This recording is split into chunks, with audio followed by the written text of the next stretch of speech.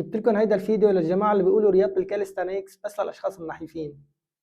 تابع معي وتفرج. هيدا الشاب بيطلع وزنه أكتر من 130 كيلو، وعم يحاول يتمرن كاليستانيكس وعم ينجح وماشي ما شاء الله. شوف هون عم يحاول يعمل مهارة الهيومن فلاج، هي تعتبر مهارة صعبة، بس الجماعة اللي بيحطوا حجج بيقولوا رياضة الكاليستانيكس صعبة للنحاف.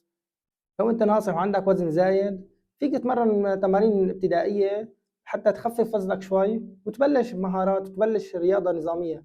ما في شي صعب، بس انت بدك تكون معتمد وتبلش رياضة، وكل شي بيجي مع الوقت، بدك تكون صبور بس تبلش تمرين كاليستانكس رح تعرف انه رياضة الكاليستانكس من اجمل الرياضات وفيك تتمرنها وين ما كان، وعدة كتير بسيطة، ما بدها نادي مثل كمال الأجسام. فموضوعها كتير بسيط. إذا حابب تعرف أكثر عن الكاليستانكس تابعني حتى يوصلك كل شيء عن الكاليستانكس. سلام.